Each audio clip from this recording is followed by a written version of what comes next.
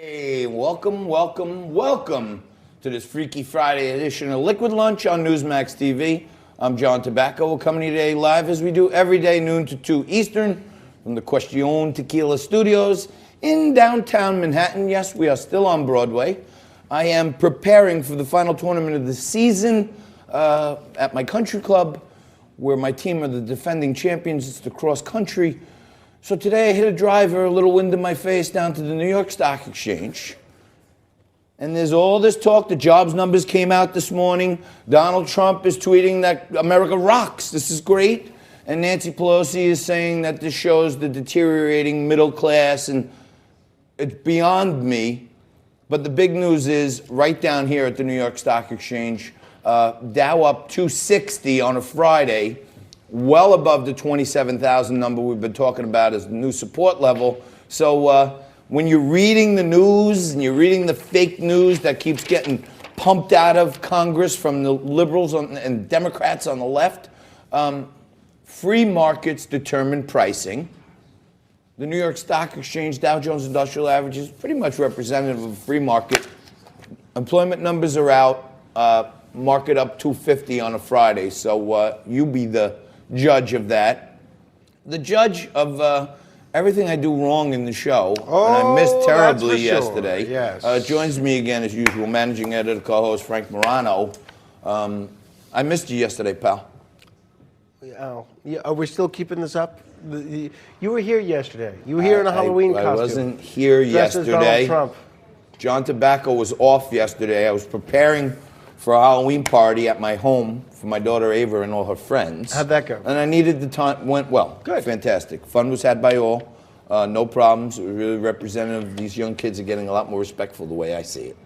Well, and nice. the fact that I had 4 off-duty NYPD officers. Oh, hanging that'll out do at the house. That will do it. So everything was in hand. But I missed you yesterday. I did. Thank you. Thank you. I heard you had Donald Trump on. This is yeah, unbelievable. big news the day of this impeachment vote for him to be in studio with us. And the day I need off. I've been tweeting at the guy for 5 years. I can't even get a retweet. And I'm off one day, and you got him in studio. It's amazing. That's right. Well, we got an action-packed show for you today. Speaking of Donald Trump, we're going to talk in just a couple of minutes with one of his key economic advisors, Stephen Moore. There's a whole bunch of news with respect to Jeffrey Epstein. We have a great mix-it-up. Did I hear Epstein? We have a great mix-it-up panel coming up in just a little bit. Jonathan Bell, distinguished employment attorney, will be here. I see Rich Valdez out there. Oh, yeah. And how? And this is America podcast host Valdez is in the house, so you know things are going to get good in here a little later on. It's always good in here. It's amazing. For sure. However, Can you believe we're on Broadway? We finally did it after all these years. We've made it to Broadway, Frank. I still can't believe it. Frank, let's toast with our bubbly. And this is a new brew, folks. Before I come on, I've been having a tea, which is nice. Right next door, there's like this very hip, chic coffee shop and tea shop. They have peppermint tea, which is nice, and then they have, but it's not caffeinated, they have Jack Frost.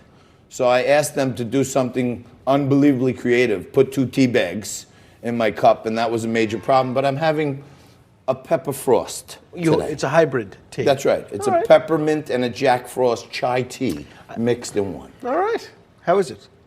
I tell you, it's delicious. I think it's going to give pumpkin spice a run for its money. I'm going to stick with the... Pepper Frost is good. I came back, I got a cold on the airplane. Very good for colds. Yeah, so I'm going to get... Many people are saying that this solves colds immediately, a Pepper Frost. Are they? Okay. It's not FDA approved. I'm just kidding. Now, if you know what I am drinking? That Sephoria, which is great. I feel better already with this saffron You know, a lot of people, many people are saying... but no, a lot of people say that when we bring on like these small business people who are starting stuff up, new products and everything, that it's very informative. They like seeing that. It almost makes them feel like, you know, a lot of people. And Yaz is an attorney, but she's pursuing her passion by making the saffron-based energy drinks. And Frank's drinking them every single day. I am. However, none of those are what I'm speaking, frankly, about.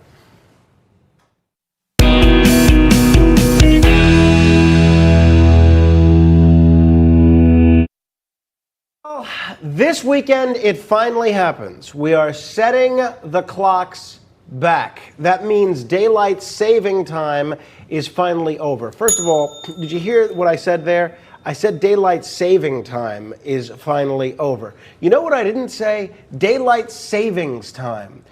All of you people out there that are saying daylight savings time, there's no such thing as daylight savings time. It's daylight saving time. Oh, What do you go to? Is daylight savings bank? Why do you put that second S there? There's no daylight savings time. Can we do a deal with BCB Bank to do a daylight savings account? Not the way. That's not bad. I don't mind that. Tommy Coughlin would come for you. Yeah, let Tommy focus on getting that stock Daylight price savings, back up. yeah. It's daylight saving time. That's number one. Number two, so daylight saving time is ending this weekend, and don't get me wrong, I'm thrilled to get this extra hour of sleep this weekend, but it only goes for a couple of months. It only goes till March. You know what? Because that's what happens, and then we go back to daylight saving time. So think of that. This is now November. We're going to go from November to March with standard time. Now, 4 months of the year is standard time, and the rest of the year is daylight saving time. This is absolutely insane, which leads me to my annual plea to anybody who is in a position of influence in this country Drop the S. or in this state. No, not drop the S. Oh, okay. No.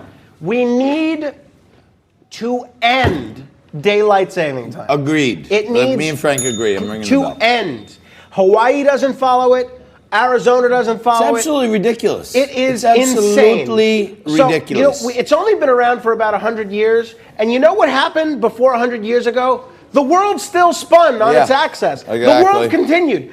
I don't know where this Why notion... do they have to, the only reason I know it's daylight savings time, honestly... It's not because, daylight savings No, time. I'm just saying, whatever you want to call it, savings. Leave off I the wish last I S. had the fortitude to save two times a year. Leave off the last S for the idiocy. Yeah, leave off the last S for saving. Yeah. No, you know how I know it's daylight savings time living here in New York? It's the marathon. Right. Well, okay. The New York City Marathon is on that day. But and all my friends, when we used to play football, if they lived in Brooklyn, they couldn't get to the games because the bridge. It's the opposite of what you said because it's standard time now. But anyway, now we used to, when we had Eliana working here, we used to do this question of the days, and she'd go out and film a question every day. And we're going to start doing that Nico again. keeps promising that he's going to film that, we're going to start doing that again. We have yet to have a single question of the day produced by Nico. However, if Aliana still worked here, I would ask her to go out in the street and ask random people on the street, why do we have daylight saving time? And you know what you'd hear, I believe, in this hypothetical scenario? What's daylight savings time? No. What do you mean? Can I bum a cigarette No, off you? listen. That's what you'll hear. That's what you'll hear most There was a frequently time outside. I used to be able to make these commentaries uninterrupted. Now I can't. I miss you. I needed some interaction. I was having separation anxiety, and you're over there mixing mozzarella with your mom. Listen, there are people that believe that daylight saving time exists to conserve energy. That is bogus. Total BS. It's fake news. Absolutely fake news. Fake news. Now, they've studied this at length. The U.S. Department of Transportation did a study back in the 70s. It concluded that total electricity savings associated with daylight saving time amounted to about 1% in the spring and fall months, and that was offset by the increase in air conditioner use. Because if you think about it, more hours of sunlight, more heat, people are going to use air conditioning. We're not saving any energy. Now, it gets much worse than that because this is killing us. Traffic accidents go up the first Monday after daylight saving time, and daylight saving time can actually kill you. There's a spike in heart attacks. There's a tremendous increase in cardiac episodes. There are up to 366 lives per year that could be saved if we would just end this barbaric practice of daylight saving time. Other countries are starting to move away from it, but for some reason, we in America insist on sticking with this barbaric practice. You know where the idea of daylight saving time came from? Tell us. Ben Franklin, who wrote it as a joke. He didn't expect anybody to take it seriously. He wrote it as like for conserving candles. But you know who loves daylight saving time? Criminals. Pretty much. The French fry industry. A founder of the Daylight Saving Time Coalition once testified before Congress that fast food restaurants do sell more French fries in daylight saving time. Now, we've seen the obesity levels in the United States today. Do we really want to be pushing something that is going to be encouraging people to eat the fries more already. French fries? Lay off the fries. Yeah, no, this is great. This is insane. So you have made the correlation, Dr. Morano. Yes. That the gas consumption goes metaphysical up effects are that the darkness forces more young people to eat French fries, contributing to the obesity. No, the daylight. Well, I'm saying, but the daylight causes an exodus to McDonald's. We just need to end this shifting. I'm with you. One time. Let's turn the clocks back and let's leave them there. Yeah, let's keep it that way. Why don't we just leave them here? Well, I want the extra hour of sleep this weekend, so let's starting Monday. You know, you usually do an uninterrupted, frankly. Not these days. When I know you so well. When I start understanding exactly how you're establishing your point, and then it hits me before you actually give the punchline, and I start cracking up laughing. So then I just want to pay you homage. I'm not trying to interrupt you. Thank you. That was great. And there's not one other show on television that talks about news, markets, and politics every single day, like Liquid Lunch.